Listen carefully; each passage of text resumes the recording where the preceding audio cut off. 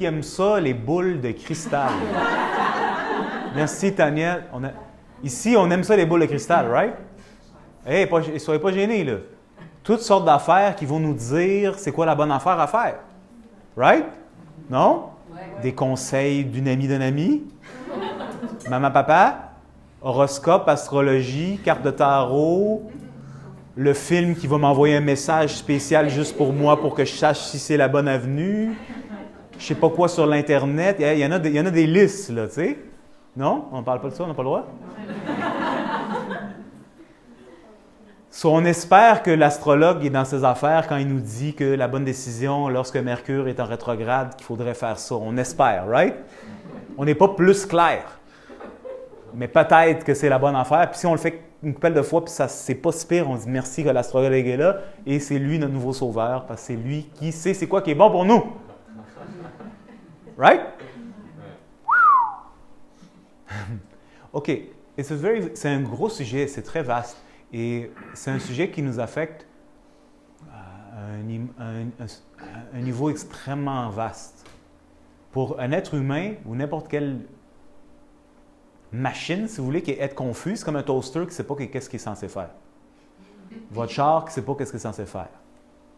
Votre téléphone cellulaire ne sait pas qu'est-ce qu'il est censé faire. Puis là, il y a vous autres, je ne sais pas qu'est-ce que je suis censé faire. Je ne suis pas capable de voir la solution. Donc, ça revient à ce que je disais au tout début. Très souvent, qu'est-ce qui se passe? C'est qu'on est confronté à certaines choses et on ne comprend pas à quoi on est confronté. On voit juste la surface. Et ça, c'est si on est chanceux. Ça nécessite assez de clarté pour voir la surface. Vous me suivez? On voit un symptôme. Mais on n'arrive pas à détecter c'est quoi qui cause ça. Donc, on ne comprend pas c'est quoi la source du problème. Donc, par défaut, comment est-ce que je suis censé prendre une action intelligente, naturelle, instinctive, si je ne catche pas qu'est-ce qui se passe? Vous me suivez? Oui. Tout ce phénomène de la confusion, écoute, on peut en parler en termes psychologiques pendant des heures, puis ça va me faire plaisir de revenir là-dessus, mais moi, je veux grounder tout ça. Puis je veux vous rappeler quelque chose de très basique. Votre corps, c'est une machine. Et quand je dis ça, ça met les gens un peu mal à l'aise. Le corps, c'est une machine. Donc, je vais vous donner un exemple. Tout le monde ici, à un moment donné ou un autre, a déjà consommé de l'alcool, probablement. Un peu plus qu'un peu. Oui, non, peut-être? Oui. Ça affecte la tête. Oui. Ça affecte votre vision des gens. Ça affecte votre vision de vous-même. Ça affecte comment vous vous sentez. Et généralement, ça va affecter comment vous vous comportez. C'est une substance. Vous êtes toute gentille et belle. Puis là, soudainement, vous êtes sur le dance floor, puis c'est le party, tu sais. Même personne. Quelque chose s'est passé. C'est pas le vin qui a fait ça. C'est la chimie du vin dans votre physiologie, mélangée avec toute votre patente, qui crée un effet dans toute l'affaire qui s'exprime comme ça. Est-ce que vous voyez un peu ce que je veux dire? Ouais. Ce que j'essaie de dire, c'est que le corps n'est pas séparé de ce qu'on vit comme une chose qui s'appelle la confusion. Quelqu'un, par exemple, qui souffre de maux de tête, c'est un exemple. Différents niveaux de maux de tête. Mal à la tête, c'est un exemple très grossier, c'est superficiel, là, mais c'est évident. Bien, j'ai mal à la tête. Prendre une décision, je ne sais pas, je dois ménager mon mal à la tête. Comment tu veux que je sois disponible pour même percevoir qu'est-ce qui m'arrive, pour pouvoir discerner le problème, pour le régler? You see what I mean? Et ainsi de suite. Donc, en partant, il y a une connexion avec la confusion puis le corps humain qui est pour moi, c'est un lien que je veux faire, c'est l'objectif de mon travail. On ne peut pas le diviser. It's one. Le corps humain, maintenant, est très vaste et très grand. Il y a toutes sortes de différentes dimensions dans le corps humain. Mais tout ça, c'est interconnecté. Ça marche jusque-là? OK, prochaine chose. Une autre chose qui va être un peu sensible. Nous avons, dans notre éducation, ce rêve de c'est quoi la vie. Un rêve. Et ce rêve-là, c'est que la vie, c'est Cendrillon, essentiellement. Quelque chose qui se passe, puis là, you live happily ever after. Yeah? Comment on dit happily ever after en français? C'est plus toujours... Hein? Heureux à tout jamais. C'est ça, c'est ça. Most people, la plupart des gens, veulent toujours atteindre cette place-là où est-ce que c'est « you live happily ever after ». Right? Si seulement j'ai cette paire de souliers, là, je vais être heureux. Si seulement mon chum fait ça, je vais être heureux. Et ainsi de suite. C'est juste une attitude. Cette attitude vient d'un certain conditionnement. Moi, je ne suis pas ici pour parler de cette attitude-là. Je suis ici pour dire « Oh, mais tu sais comment la vie fonctionne? » C'est pas vraiment comme ça. La nature des choses, et là, quand on parle de la nature, je parle vraiment de la nature, elle a seulement un objectif. Savez-vous c'est quoi?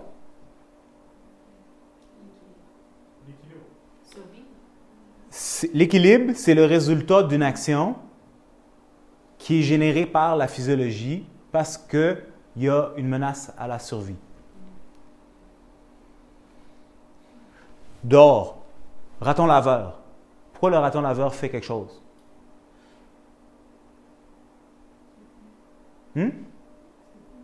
Il a faim. Il y a une urgence de se reproduire. Il doit aller au sel. Il doit faire ci. Il doit faire ça. Essentiellement, qu'est-ce que j'essaie de communiquer avec vous? Dans le règne de la nature, dans la physiologie du système nerveux, tout fonctionne d'une façon très simple et primale et instinctive. Tout le corps a une seule fonction. Tout. Peu importe combien complexe c'est, peu importe la philosophie, à quel point vous voulez la rendre élaborée, c'est pas ça. Ça, c'est juste l'intelligence humaine. Un seul objectif. Assurer la survie. C'est le cœur de ce que j'enseigne, c'est la biologie des choses. Essentiellement, qu'est-ce que ça veut dire? À tous les jours, chaque action qu'un humain fait, c'est pour équilibrer un désordre intérieur. En d'autres mots, toute la journée, on règle des problèmes. Si tu n'as pas de problème, tu ne fais rien. C'est comme la vache. Elle a mangé, elle a fait caca, son bébé est bien content, le soleil se couche, everything is chill. Qu'est-ce qu'a fait la vache? Rien. On ne peut plus dire le mot vache comme ça, hein, la vache hindoue, là, la vache sacrée, elle est juste là. Parce qu'elle n'a pas de problème. Il n'y a aucune chose qui la stimule de l'intérieur pour dire « règle le problème ». Il n'y a rien qui la sort de l'équilibre. Son système nerveux n'est pas stimulé pour pousser une action. Tu te parles à toi-même? Super. Est-ce que vous comprenez ça? Ce que je partage avec vous autres, c'est à deux niveaux. Tout d'abord, il y a le niveau de la neurologie. C'est que votre corps, qui appartient au règne de la nature, qui est essentiellement un animal, son seul objectif, c'est d'assurer que tout dans votre vie se passe comme il faut. Parce que dans la nature, il y a constamment des nouvelles données. Aujourd'hui, il pleut. Tantôt, il fait frette. Plus tard, il fait chaud. Là, j'ai faim. Là, j'ai soif. Là, j'ai des selles. Là, je dois faire pipi. Là, il y a l'instinct de reproduction qui est un autre sujet. Là, et ainsi de suite. Et tout ce que le système nerveux a comme objectif à faire, c'est de régler ses problèmes internes pour ramener l'équilibre. Vous voyez à quel point c'est simple? Donc, tout dans la nature nous enseigne et nous montre que la nature de la vie, c'est règle des problèmes. C'est pas règle un problème et plus de problème pour toujours. Y'all see what I'm trying to say?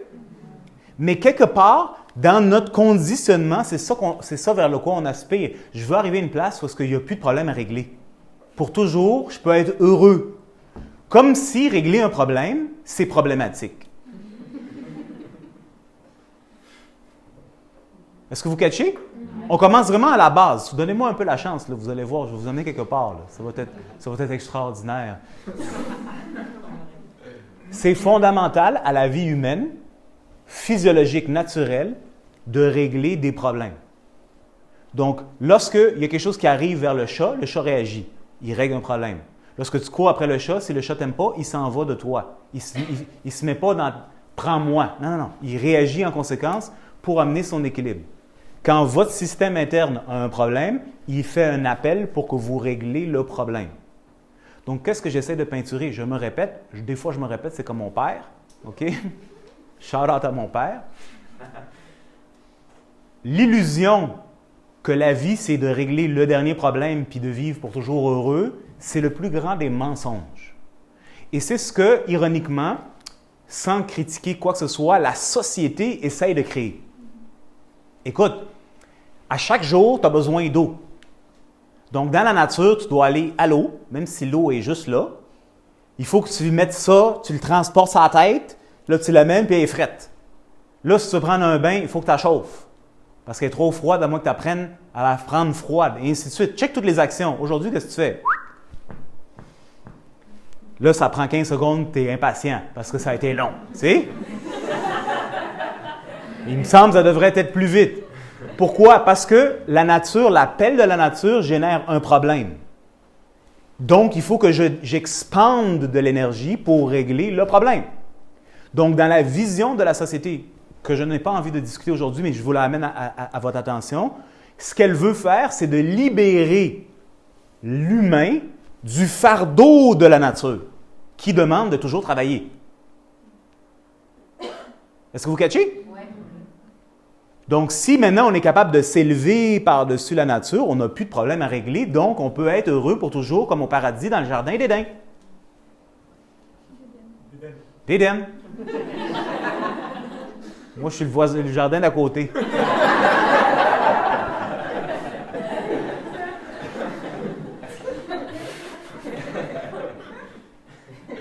Right? Parfait. Donc là, déjà en partant, il y a cette dichotomie. Dans la nature fondamentale de chacun d'entre nous, bien, il y a la réalité de la nature avec ses besoins, nos besoins vitaux, qui s'expriment de toutes sortes de façons, qui sont toujours à la recherche de solutions. Et il y a ce rêve utopique où est-ce que tu peux arriver à une place où est-ce que tu vas être happily ever after. You will always be in happiness, always be in bliss, always be in love, always just paradise. You see what I'm trying to say? Mais ça, c'est pas vraiment la nature des choses. Ça, c'est une illusion. Elle est construite. Et puis même si on essaie de vivre à ce niveau-là, c'est pour ça que tout le monde veut être riche. Le rêve américain d'être riche, c'est parce que plus que tu as de l'argent, plus que tu n'as rien à faire. Tu as quelqu'un qui fait tout pour toi. Savez-vous que le roi en Europe avait quelqu'un qui torchait son cul? La reine aussi. Hein, vous inquiétez pas. Non, mais saviez-vous? Ben là, je vous le dis, je vous l'apprends. C'est quoi ça, la fille là, qui s'est mariée avec le prince? Là, c'est quoi son nom? Je fais de l'éducation. Mais Kate Middleton. Ça va, chef? OK. Kate Middleton est descendante de, je ne sais pas, X génération. Son père, la lignée venait du torcheur de cul du roi. C'était une job extrêmement noble, comme vous imaginez. C'est pas tout le monde qui a l'honneur de torcher le cul du roi. Donc, imaginez toute la bouffe qu'il mange, les diarrhées, la constipation.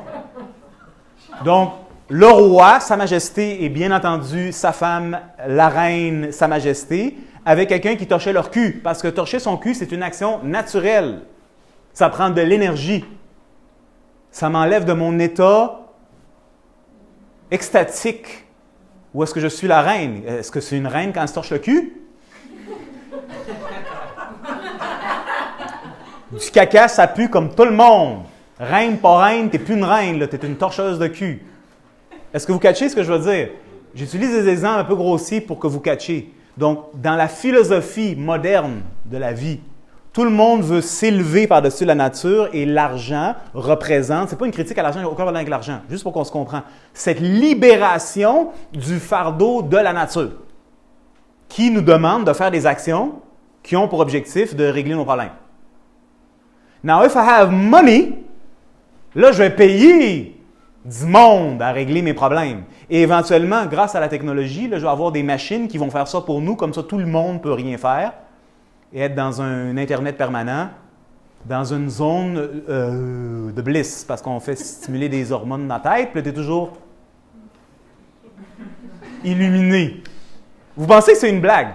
Il y en a d'entre vous que je sais que vous cachez ce que je veux dire. C'est pas une blague pantoute. Je niaise même pas un petit peu. Là, quand on étudie un petit peu où est-ce que la science s'en va, ça s'en va exactement vers ça. C'est juste dans quelques étapes. Et ce que je dis, ce n'est pas une critique face à ça, c'est juste vous amener à l'attention. Même si j'étais plugué dans ma machine, qui est mon téléphone cellulaire, qui n'est pas encore dans mon cerveau, mais éventuellement, et pourquoi le téléphone cellulaire ne serait pas capable de stimuler un certain nerf qui va sécréter de la dopamine à temps plein? Et pourquoi pas? C'est pas complexe, je vous assure.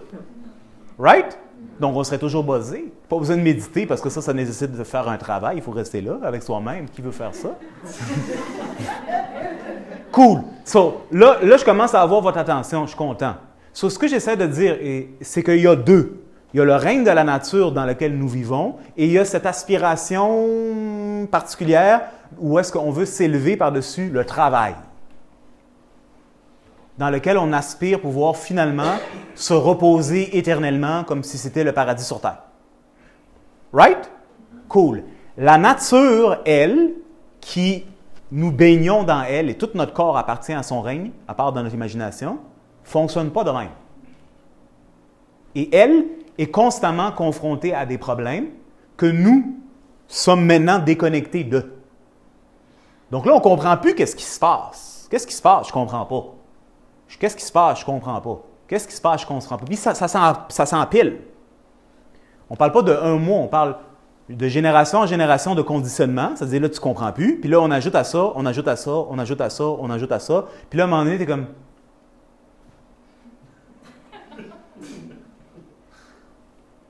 Ben, je sens peut-être... Je ne suis pas sûr. Puis là, tu as cette voix qui vient de la télévision. La télévision, ça représente tout ce qui vient de la propagande, qui te dit « da-da-da-da-da-da-da-da-da ». Ouais, dans le fond. Puis là, tu vas là. J'ai choisi. C'est la bonne chose à faire. Ouais, mais la semaine dernière, il avait dit le contraire. C'est la semaine dernière. Est-ce que vous catchez ce que je veux dire? Ceci n'est pas une critique. Je ne critique pas, je n'ai pas le droit de dire ça officiellement, mais je suis un docteur, ça veut dire que je suis un professeur, et je suis ici pour, on dit en anglais, to break down un symptôme qui s'appelle la confusion. I'm here to break it down and make it so simple. I think jusqu'à là, ça marche. OK? Donc, conditionnement sur conditionnement sur conditionnement sur conditionnement sur conditionnement sur conditionnement dans le mental fait qu'on refoule, on pousse, on écrase l'instinct de la nature qui souhaite communiquer avec nous. Vous voyez? Donc, moi, si vous prenez un petit enfant, vous devez le savoir, c'est quoi ça? Vous devez le savoir, vous avez déjà vu un enfant, tu le donnes à quelqu'un, il braille. Puis tu le donnes à l'autre, il est content. L'enfant, il s'en fout qu'il doit être gentil avec cette personne-là parce que cette personne-là, c'est une vieille madame ou c'est un vieux monsieur. Il n'y a pas cette bullshit politique, là, tu sais. Il t'aime pas la gueule, il braille. Il t'aime la gueule, il rit, ou ça dépend, peut-être il t'aime, il chie sur lui-même. C'est pas... Il y aura une réaction qui n'est pas basée sur l'éducation de comment il faut se comporter dans la cour du roi. Right? C'est instinctif. Comment il réagit à ça? Qu'est-ce qui l'informe? J'avais une conversation aujourd'hui où Mme Marie-Noël est là, à propos justement des enfants et l'éducation des enfants. C'est ça. Totalement. C'est aussi simple que ça. C'est le ressenti. Sauf que paradoxalement, nous, dans notre façon d'être éduqués, le ressenti, c'est la sauvagerie. C'est être idiot. C'est être comme un animal.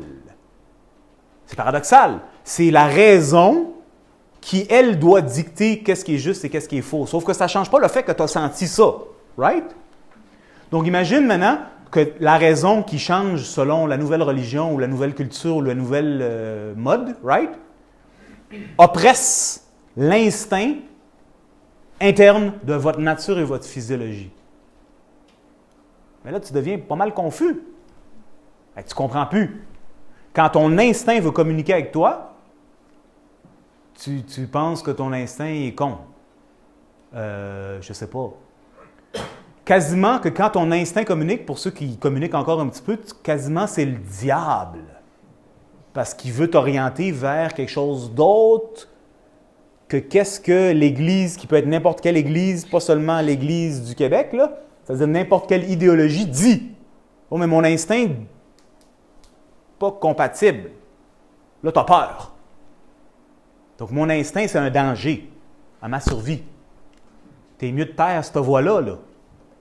Est-ce que vous suivez ce que je veux dire? Chaque civilisation, chaque culture a ça. Ce n'est pas pour critiquer aucune religion ou quoi que ce soit, c'est systématique. Et nous, aujourd'hui au Québec, aussi, c'est comme ça. Donc, ce que j'essaie d'amener à l'attention, c'est qu'il y a toujours cette dualité. Donc, une personne se retrouve à être confuse. Bien, je vous le dis, je veux déjà donner la réponse. Oui, à la surface, c'est confus. Ben, je ne sais pas si je devrais aller à gauche ou à droite. Je préfère-tu la robe bleue ou orange? Ça dépend de mon mariage. Mais qu'est-ce qui arrive si cette journée-là, j'ai pas eu mes lunes encore? Là, mon visage est plus complexé. Ça, c'est n'importe quoi. Là. Je parle de la confusion profonde là, qui est cachée en dessous de l'importance de la robe. Tu sais? Right? Are you with me? Ben, ça, là, ça vient de où?